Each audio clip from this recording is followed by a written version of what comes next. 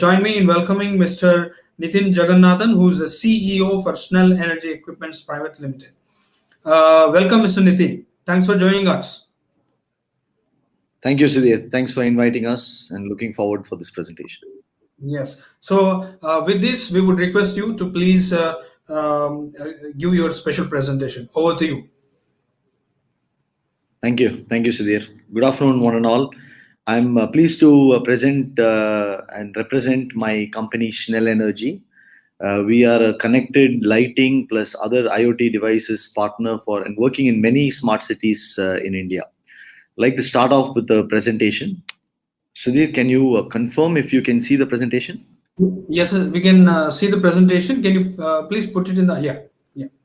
So Schnell has evolved as a one-stop IoT solution provider to make all things smart.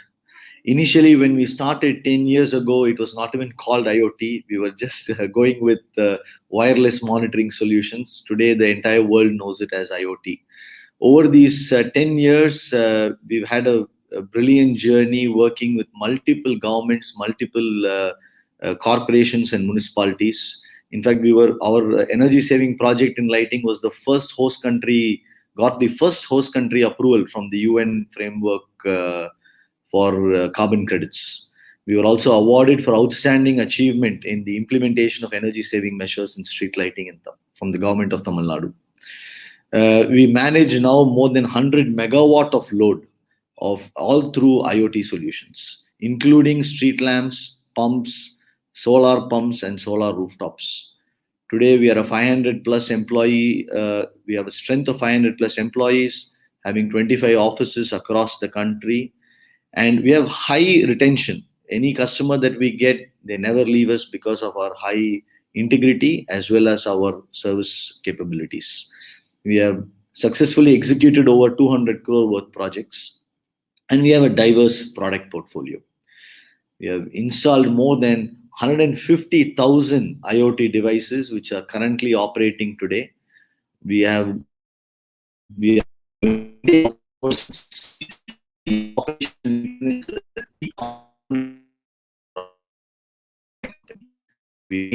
more than 20 more than 30,000 individuals, 250 million, more than 3 news and part of energy track.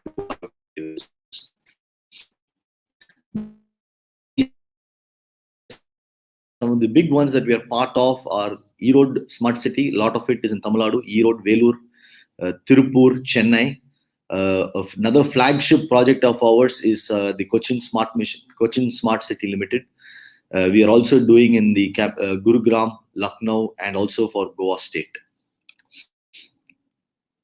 In terms of best practices, the mindset with which we come and enter into a connected smart city, something that I wanted to let people know, is first is we recognize and identify that there are multiple stakeholders in the project.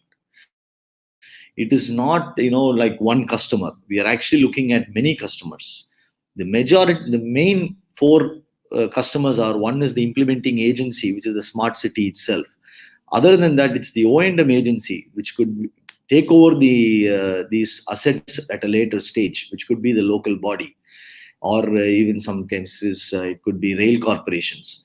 The legislative, which include the councillors, the mayors, and the politicians, and also the public, who are finally the end users of such assets, or the end beneficiaries of such assets. And we are always going with a solution approach and not a product approach, which is we are not coming up and saying, I have this product, please see if you can fit this product within your requirement. We never do that. We always go for a multi-solution approach, with each stakeholder becoming the center of his universe separately. So we come up with a multi-core approach where each of these customers or each of these stakeholders have a unique definable requirement, and we give a solution for each of these stakeholders. And that has been one of the cardinal reasons why we are able to succeed in this market. And also a very important another mindset is that we bring to the table is that we recognize that we are not going to be the only agency there. In prior to smart city projects, what even in the projects that we worked with, it is usually that we go with one mindset where they give us a tender and a contract, and it's only us who are working with just coordination activities. But now with smart city it is not the case. There are multiple service providers. There are software is separate, hardware is separate, traffic is separate, lighting is separate. So we have to recognize that all these service providers are having to come to the same platform with the same thinking. Even though we are using all multiple technologies, it all has to seamlessly connect in one place so that all the stakeholders can actually benefit from that. With that mindset, I wanted to show you a small go through what we do when we go into a city, right? Generally we are mainly into street lighting, smart street lighting. From there we start off the world of IoT for a city. So what are those things that we want in street lighting? One is automatic switching off lamps. That is where we all automatic switching on and off of lamps. That is where we all start journey in the corporations and municipalities. But in addition to that, what can be created to give value to a smart city? One is creating a data highway so that we can reutilize the assets that we are building for these streetlights. How other sensors can utilize this network? Those sensors can be for varied applications. Other technologies, how do other technologies seamlessly integrate? And how does all these technologies and sensors finally come to the cloud so that the stakeholders can view all this data? So initially, when we started, we all went and said we wanted to build an RF mesh network, which will be the main back-end requirement for creating this ubiquitous network. So for that, initially we went as phase one. We used to do what is called a CCMS, popularly called a CCMS, which is a street light controller, which we started giving with a CCMS with RF gateway, so that this can be used, which is future scalable. So initially, I think many corporations and municipalities across the country today have this CCMS. After this implementation of CCMS, then a lot of issues came up saying that I'm not able to give the correct data of which light is burning, which light is not burning, and I still face the same issues that I was facing before, where a counselor or a public comes and tells me that 15 days a light is not working, and the CCMS is not able to solve that problem for me. So then, interestingly, then what lamp devices. So that is when we created RF mesh network. We thought why we shouldn't utilize the same RF mesh network that we are building street lighting and solve many more issues for the smart city.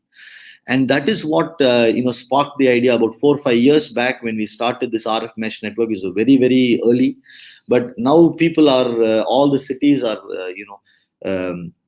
appreciating that work, and they are all going towards that technology as well as that route.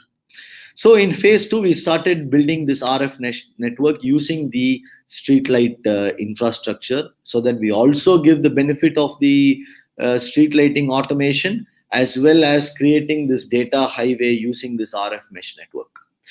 Approximately, for the technical people, approximately from one node in this RF mesh network, from one node to the other node, we can go approximately up to 100 meters.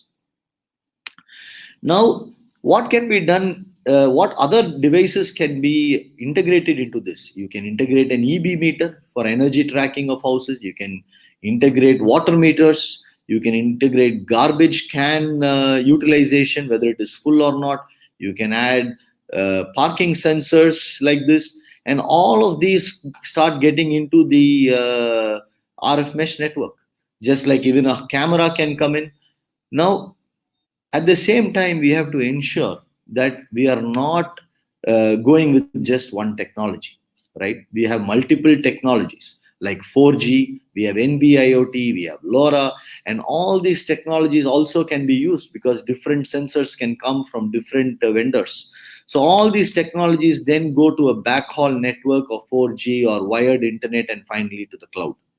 So it is important to see that how RF mesh network can create a proprietary owned network for the ULB, where you don't have to pay for individual sensors 10 or 20 rupees every month just to collect data once in a month or once in 15 days.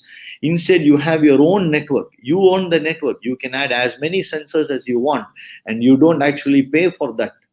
And you can still go on, and so many parking sensors. If you start adding 10 rupees per day, you generally in a city we are looking at 50,000 lights, another 1 million points for each of these cities.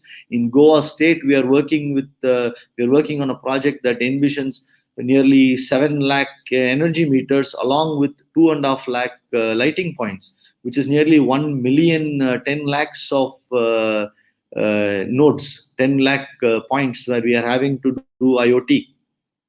So it is very important to have your own network so that you're not dependent on a service provider for their range, for their capabilities. And in addition to that, there will always be some places, some pockets where we are not able to reach, where it does not make financial sense for us to reach. In those cases, we are always happy to use the other network service providers. Like that can be NB-IoT and 4G as such.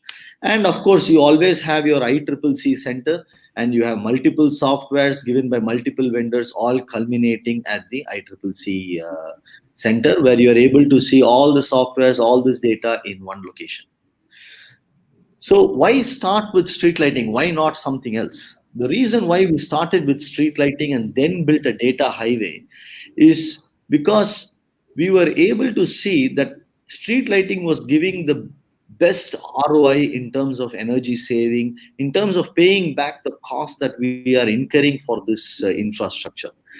And that was a real benefit, because when you change the lamps to LED and put connected lamps, people were getting payback within 3 years, 4 years, which in other projects take nearly 10 to 15 years. So therefore, we took street lighting as the first, because it had quantifiable benefits, fast payback. And the asset is also fairly distributed across the city. All parts of the city are generally covered with street lighting. And we use the license-free 865 megahertz spectrum for this, so that there's no license fee, and it also suits perfectly for battery-based IoT devices. Some of the projects that we are doing currently, we can see that all of these cities are generally going towards a complete IoT backhaul network, so that they can cover all these points by themselves. Chennai, Coimbatore, Salem, and Tirupur, we are already in phase 1 completion, which is they have completed all the lamps, they have converted to LED lamps. All their switching points are with CCMS and RF gateway units. And some of the new lamps are already connected with IoT. And all these gateways are connected to the ICCC center already. In phase 2, Vellore city and Erode city are in phase 2, where we have retrofitted all the existing LED lamps also with IoT devices. We are showcasing 100% visibility of all street lights individually. And we have increased the coverage of street lighting IoT to 100% of the city. Now in phase 3, which is the final phase, we are now working with Goa State, for example, to work with all their energy meters to bring all their energy meter consumption into using the same streetlight backhaul infrastructure. And one of the advantages, of course, was that in the streetlights in Goa are also managed by the Goa Electricity Board. We are now working with Vellore and Erode cities to also go to phase 3, and they want to go with water meters, parking sensors, and other related like garbage can sensors, and other related corporation and municipality work related sensors for the phase 3. This is just a glimpse of the 3 smart cities in Tamil Nadu, which is Tirupur, Erode, and Velur, that we executed a work of around 40 crores, where we were able to achieve 45% energy saving, including, and we've installed 24,000 ILM devices. ILM is your individual lamp monitoring devices, 1,400 group streetlight controllers, and we have covered around 30,000 LED luminaires for those cities, in addition to replacing 40 kilometers of LT underground cables. Mr. Nithin, shall we kindly wrap it up for the next session to start? Yes, sure, sir. Just 30 seconds more. Yeah. This is a software dashboard collage that we have, which shows all the different reports that we are able to see, which get ultimately pumped to the ICCC center. These are some of the project photos that I would like to leave you with. Thank you for this opportunity. It is indeed a pleasure talking to you and sharing our best practices and what we offer to the smart cities in India. Thank you. Thanks a lot. Thank you very much, Mr. Nithin. We'll connect with you in the next panel discussion. Thank you.